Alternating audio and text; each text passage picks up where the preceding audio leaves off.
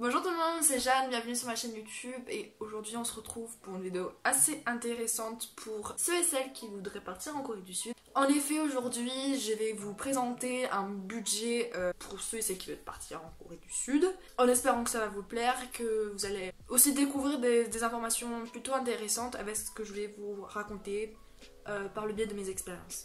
Mais avant de commencer, je voudrais remercier ma meilleure amie qui m'a donné ce choker. Ouais, bref. Et celui-ci, Jade, si tu passes par là, je te remercie du fond du cœur. Alors, pour ceux et celles qui ne le savaient pas, je suis partie en Corée du Sud, justement avec celle qui m'a donné les colliers, fin juin, début juillet à Séoul, donc pendant 2 semaines. Donc cette vidéo va être séparée en 6 parties, donc le transport, l'avion, la bouffe, le logement, le transport, la egg et le shopping, les dépenses, tout ça. Donc pour l'avion, petit tips, si vous comptez partir en juillet, en août, etc., prenez l'avion en avance. C'est-à-dire que nous, avec Théa, mon amie avec qui je vais en août cet été, on a pris l'avion début février et du coup ça nous est revenu à 900 €. Alors que si vous le prenez genre vers décembre, janvier, ça va vous coûter beaucoup moins cher, dans les 700 €. Et même, regardez un peu avant, genre novembre, décembre, les avions dans cette période-là sont les moins chers. Et nous d'ailleurs on a pris Lufthansa. Et d'ailleurs l'avion qu'on avait pris en juillet, on l'a acheté en décembre. Enfin on l'a acheté, oui on a commandé les billets, on a acheté les billets en décembre. Et ça nous a coûté 635 € avec Korean Air. Parce que justement on s'y est pris en avance. Donc ensuite pour le logement, la première fois on a pris une guest house avec booking.com. Comment vous dire, on était dans un quartier un peu de vieux, c'était Jongno-gu pour ceux qui connaissent. C'est là où il y a tous les palaces, etc. Mais du coup c'était bien, mais on aurait préféré aller à Hongdae ou des quartiers un peu plus jeunes. Mais voilà, franchement, concernant les logements, logez-vous où il y a des coins importants qui vous intéressent. Nous, dans notre cas, on savait pas du tout, on connaissait pas du tout Séoul. Du coup on a pris le premier logement qu'on trouvait sur booking.com. Le premier qu'on avait trouvé pas cher et plutôt bien, c'était à Jongno-gu.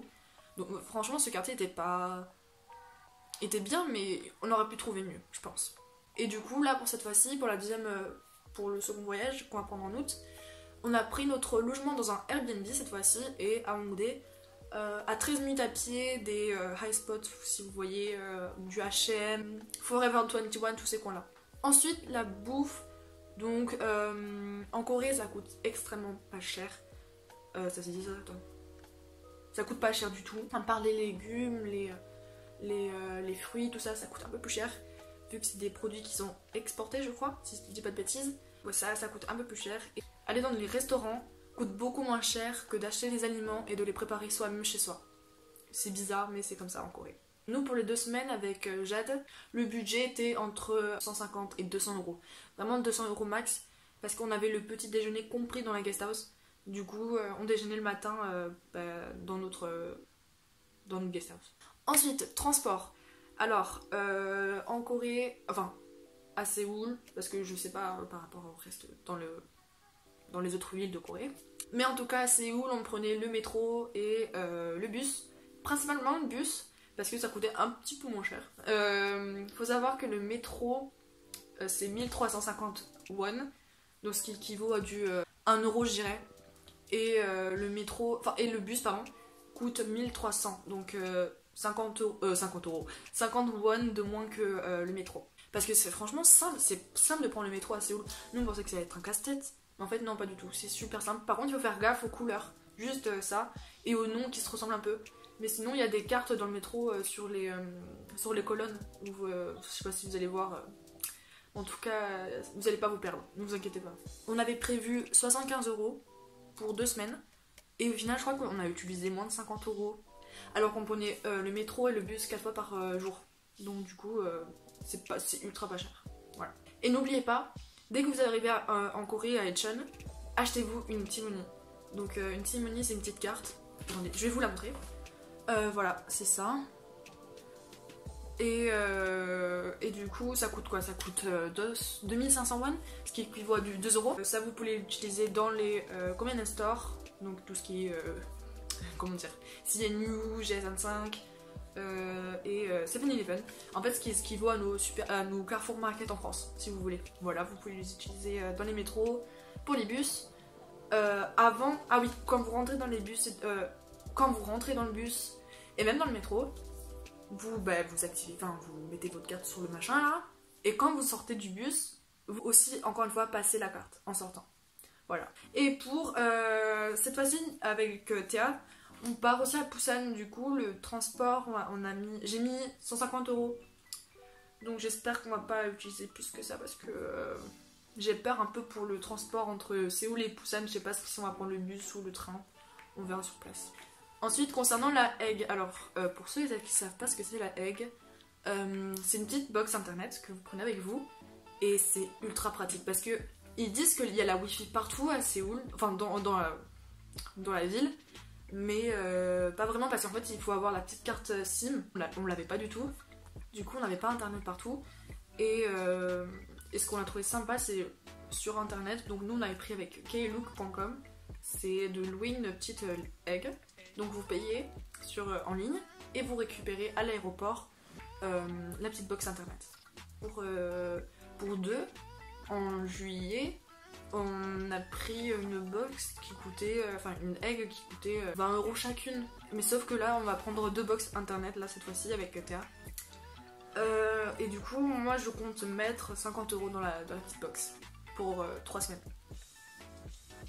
Et ensuite le shopping, alors là, la Corée c'est un pays qui coûte pas cher niveau shopping, donc tout ce qui est les visites dans les musées, dans les palaces, tout ça. La plupart du temps c'est gratuit les musées, mais il faut faire attention. Je vous conseille les petits livres comme ça, ou comme... Attends, on dirait un musée chez moi. Comme ça, les petits bouquins comme ça, parce qu'ils disent... Si c'est payant, c'est gratuit, les lieux intéressants à regarder. Nous on a souligné tout ce qu'on voulait visiter. Voilà, on a écrit à voir par exemple. Mais du coup, voilà, alors shopping, j'ai pas mal dépensé. Mais en même temps ça coûte tellement pas cher, il y a tellement de choses à acheter qu'on trouve pas en France. Séoul, c'est une mine d'or. Et je sais que je vais aussi dépenser à Busan. Pour les 2 premières semaines, juin-juillet, j'avais dépensé... je sais vraiment pas combien j'ai dépensé. Mais j'avais prévu un budget de 400 €. Donc c'est pas beaucoup pour certains. Pour moi ça allait, pour 2 semaines ça va. Mais là, vu que je pars 3 semaines et que je vais aussi à Busan, je sais pas, je pense que j'ai poussé un peu entre 500-600 €. Faut voir. Concernant les quartiers, donc les quartiers les plus fréquentés, c'est Hongdae. Ça c'est le quartier jeune, tout ça. Il y a plein de restaurants. C'est ultra bon. C'est super beau. Et par contre c'est tout le temps blindé, donc les week-ends...